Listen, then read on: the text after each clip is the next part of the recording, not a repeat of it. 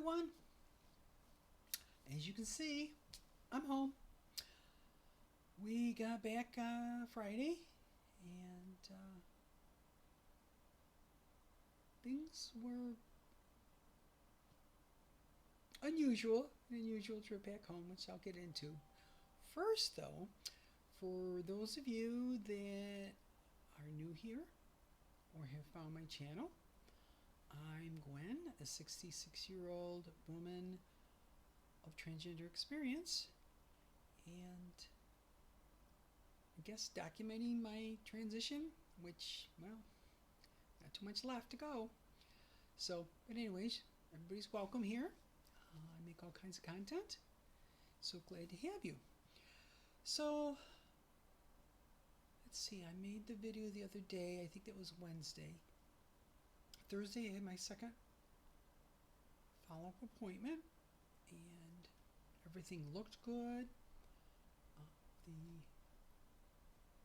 doctor's physician assistant, she says everything looks great, you're healing well, super. She instructed me how to dilate, so I've been now doing dilation.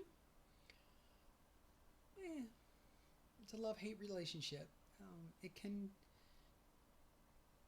be, it's not painful, it's more uncomfortable at times, but it's also a necessary part of healing. So anyways, that was about the best of the rest of our time there. After got done with the doctor's appointment, in the general area where the doctor was an Asian restaurant. So we stopped and got some lunch, and they says, well, the restaurant is closed, but you can get takeout. So we got some takeout, took it back to the B&B that we were staying at, and we had it, and it was really, really good. About 6 p.m., my wife says she did not feel very well. And I says, well, what's the matter? She says, my stomach feels uncomfortable. And with that, she leapt up, ran into the bathroom, and proceeded to vomit. And then she had diarrhea. I'm like, oh dear. She had food poisoning. So the next 2.5 hours, she was back and forth, in and out of the bathroom, either getting sick or having diarrhea. And it's about 8:30, she was laying in bed, and she's like, well, my stomach just hurts. I think a lot of it was because, the nausea from the food and vomiting so many times. I says, well, I'll tell you what, I have some nausea meds that the hospital gave me that I haven't used because I haven't had any nausea. So I gave her a pill, and golly, probably within 20 minutes, she settled right down, relaxed, and she fell asleep, which was good. Eventually, I did fell asleep too. She said the next morning that she was up probably every 2 hours, going to the bathroom. Now, whether she was still sick to her stomach or whether she had diarrhea, I don't know. She didn't elaborate, but that's fine. So, but she was in no condition to drive home on Friday. So I says, well, okay, I can drive. That's not a big deal. I know the doctor recommends patients not driving, and there's also some legal reasons why, because some girls are taking more advanced pain medicine like Vicodin, which is essentially codeine and Tylenol, and for that reason, legally, you're not supposed to drive. I hadn't had any in 3 days, and by that time, I was not taking any advanced pain medication other than Tylenol, and to this day I'm only taking Tylenol to manage any pain or discomfort that I have. So I was able to adjust the seat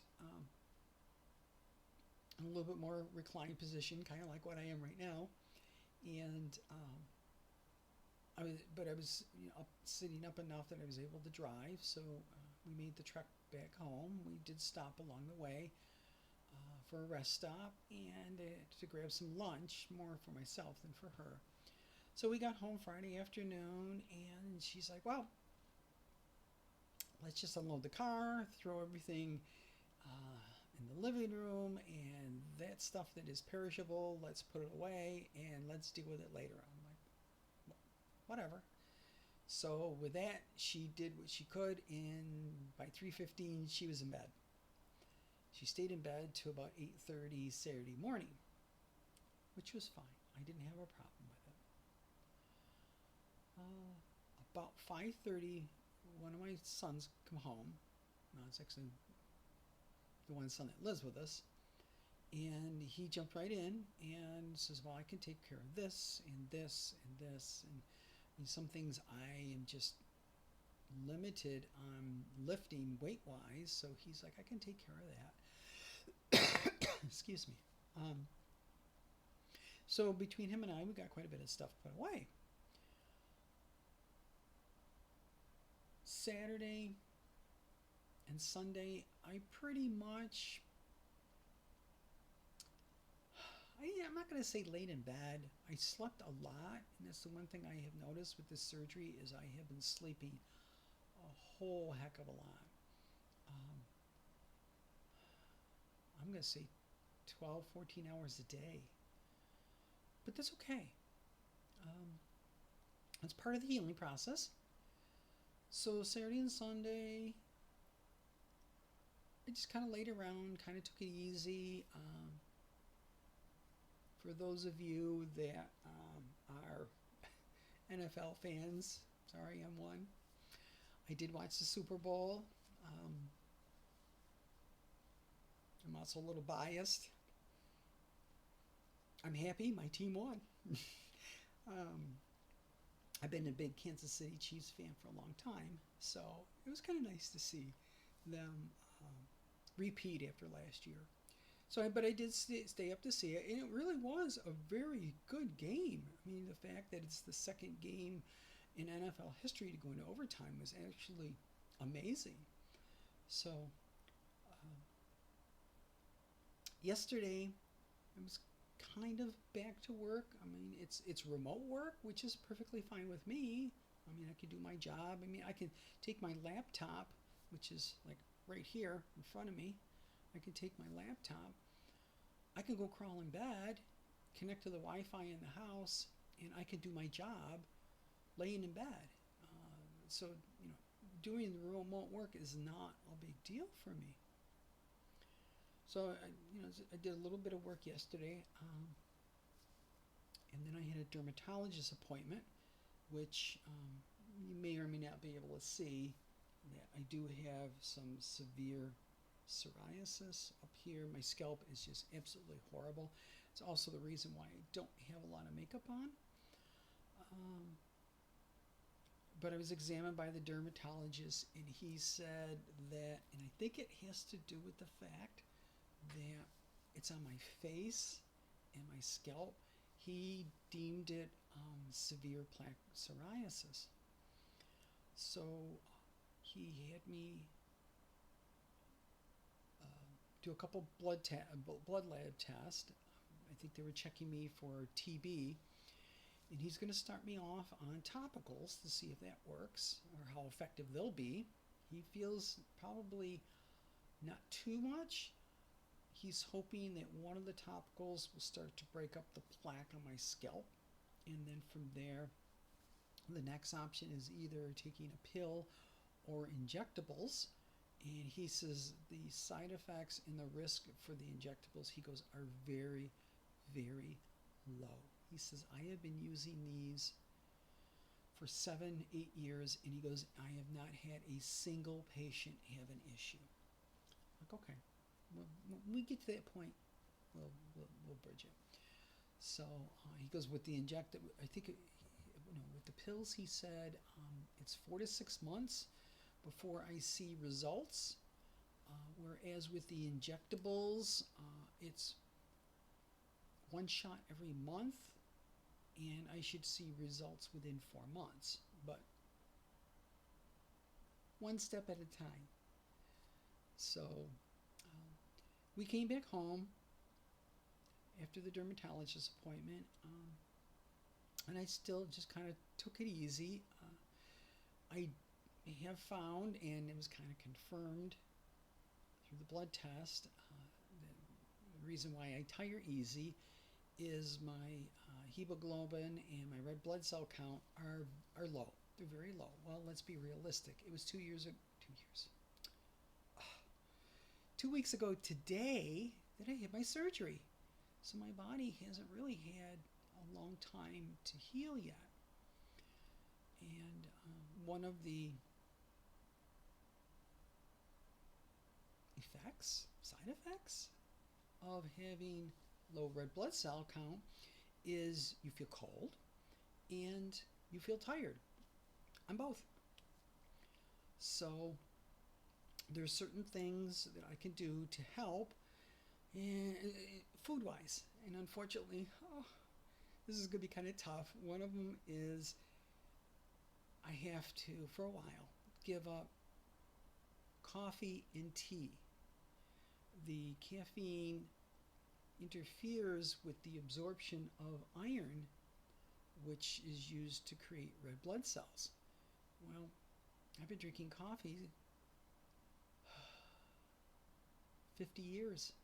So this is going to be a bit of a challenge, but I'll get through it. I was reading certain foods that I can eat to help with iron absorption, peanuts being one of them, and I do love peanuts. Fruits like apples, bananas, things like that. Mostly the vitamin C helps with the absorption, which I'm also taking.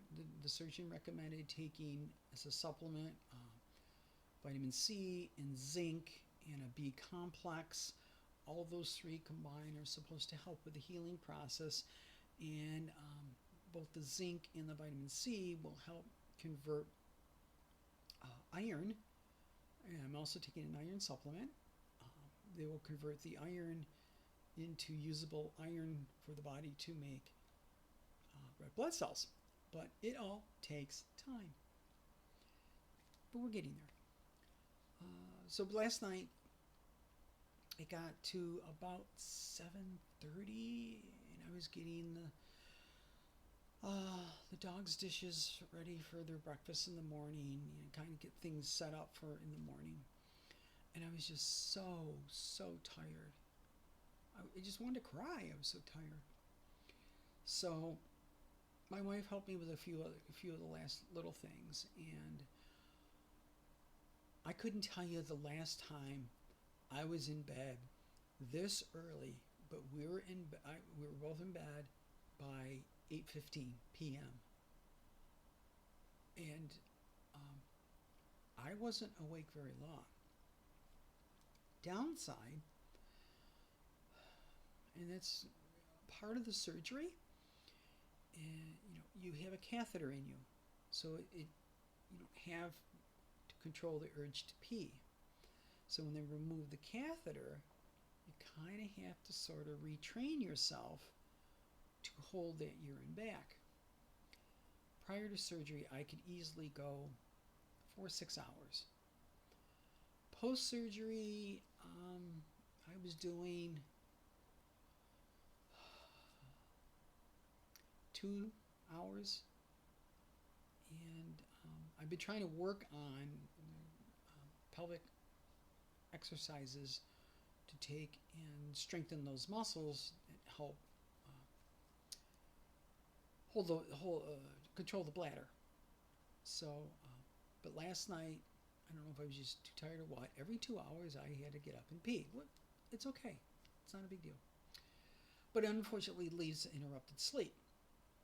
So I was up at 10, then I was up at midnight, then I was up at 2 a.m., and then I did fall asleep, and I woke up at 4:40 because I heard, as I've mentioned before, my four-legged alarm clock, Ginny. She was whining because she wanted to go out. And I laid there and I thought, well, okay, I'll just. She could wait 10 or 15 minutes. I just kind of lay there. I fell back to sleep. My son opened up his bedroom door, which is across the hall from our bedroom, at 5 o'clock. And I'm like, ah, what? And I looked at my watch. I'm like, 5 o'clock? What the heck? So I got up, fed the dogs. He left for work.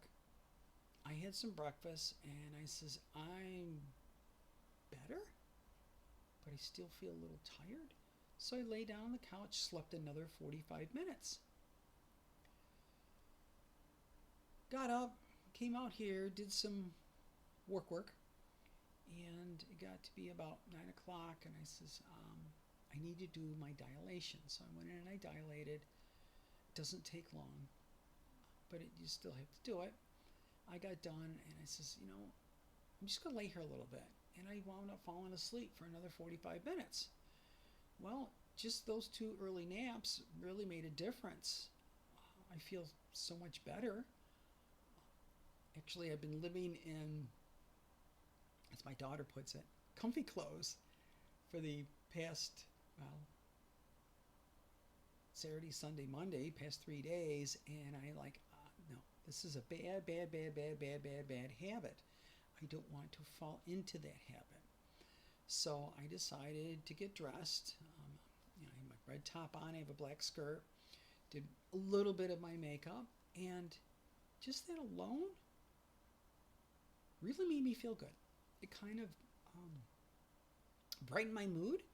So I was just powering through the rest of the day. So it's been pretty good. So,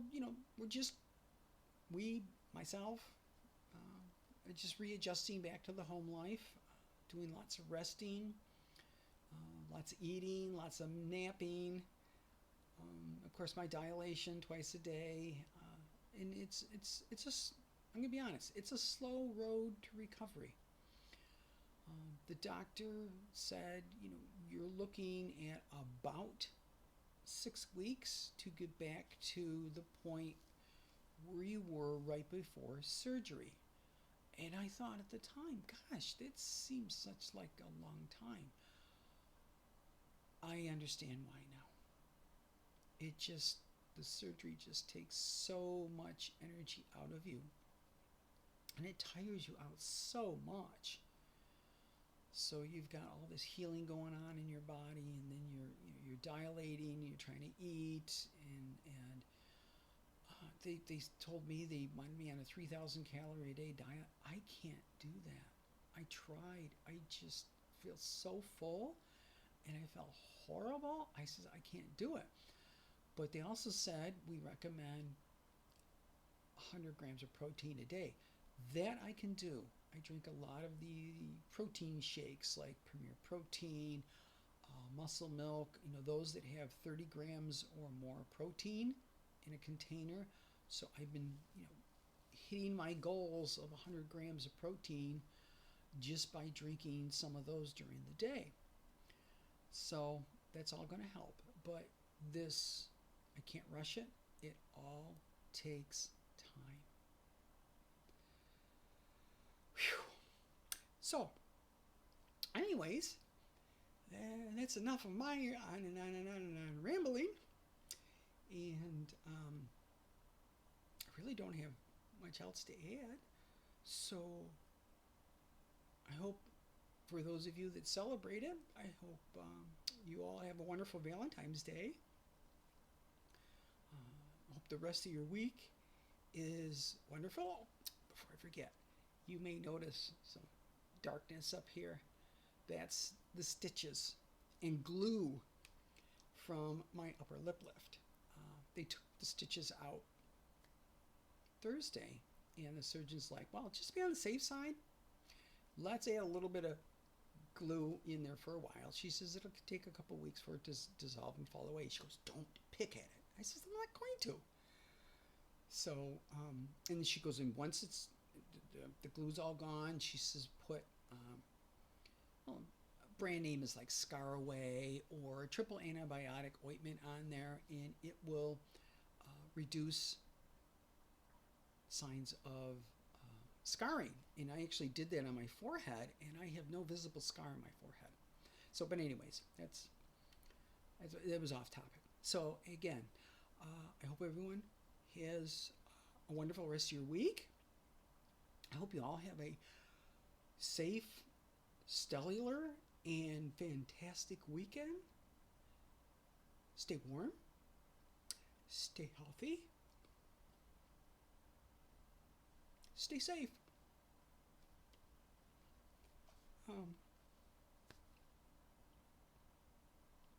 Again, I think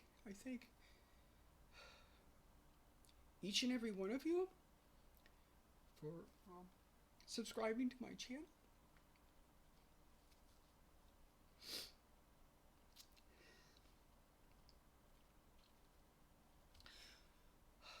You guys are the reason why I'm here. And though I may not get comments from each and every one of you, each and every one of you are part of my new extended family now.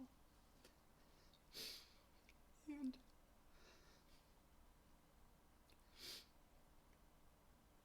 I think the world of all of you. Hormones. So with that, I'm going to sign off.